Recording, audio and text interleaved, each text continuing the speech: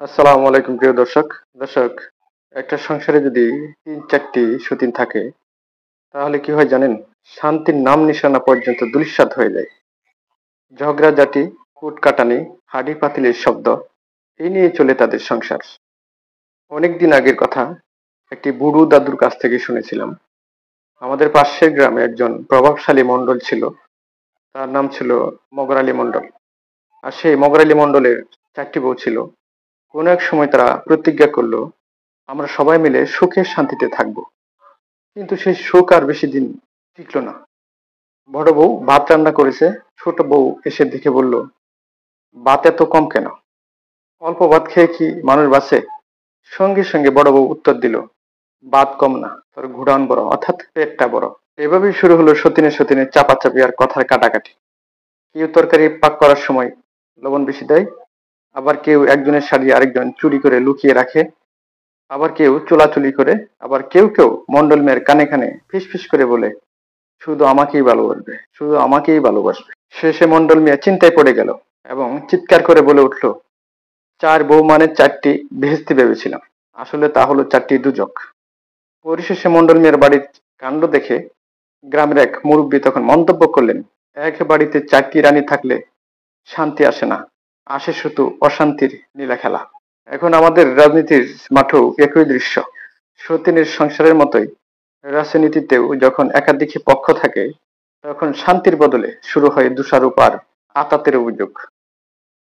চট্টগ্রামে এক সভায় বিএনপি স্থায়ী কমিটির সদস্য মির্জা আব্বাস বললেন, তলে তলে আওয়ামী লীগের সঙ্গে আতাত করে ছাত্রলীগের সব ভোট নিয়ে নিয়েছে শিবির। দর্শক, আপনারা ইতিমধ্যে জেনেছেন যে ডাকসু ছাত্র সংসদ নির্বাচনে জামায়াতের সমর্থিত শিবির বিশাল ব্যবধানে জয়লাভ করেছেন।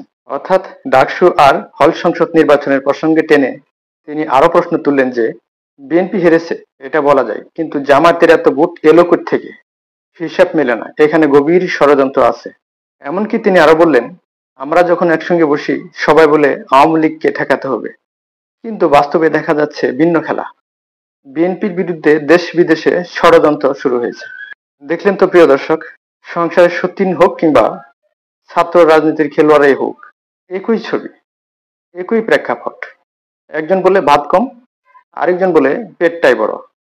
কেউ আতাতের অভিযোগ তোলে, কেউ ষড়যন্ত্রের গন্ধ পায়। তাই প্রিয় দর্শক, রাজনীতির সংসার আর গৃহস্থের সংসারের শিক্ষা একটাই, যেখানে একাধিক পক্ষ আধিপত্য চায় সেখানে শান্তি থাকে না, ঝগড়াই হয়ে ওঠে নিত্য সঙ্গী। তাই আমি বলবো, রাজনৈতিক মাঠে জয় পরাজয় থাকবেই, তাতে মন খারাপের কিছু নেই, কারণ পরাজয়ের মাঝেই লুকিয়ে থাকে জয়ের বিশাল সম্ভাবনার হাতছানি।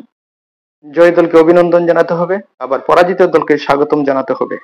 এভাবেই কাঁধে কাঁধ মিলিয়ে বাংলাদেশটাকে এগিয়ে নিয়ে যেতে হবে এবং আমাদের ভাবতে হবে বাংলাদেশে যেন আরেকটা স্বৈর শাসক তৈরি না হয়। দর্শক, বাংলাদেশ একটি সম্ভাবনাময় দেশ। এদেশে বড় বড় রাজনৈতিক শক্তি আছে, তাদেরকেও চিন্তা করতে হবে, মরা শামুকেও পাও কাটে। তাই পিছনের চিন্তা বাদ দিয়ে সামনের দিনগুলোকে মাথায় রেখে সাবধানে পথ চলতে হবে। আর ভালোবাসা ও সাবধানতাই পারে হারানো মসনদ ফিরিয়ে দিতে। দর্শক, আমার চ্যানেলটি সাবস্ক্রাইব করবেন, কোনো প্রশ্ন থাকলে কমেন্ট করে জানাবেন এবং শেয়ার করে অন্যজনকে দেখার সুযোগ তৈরি করে দিবেন।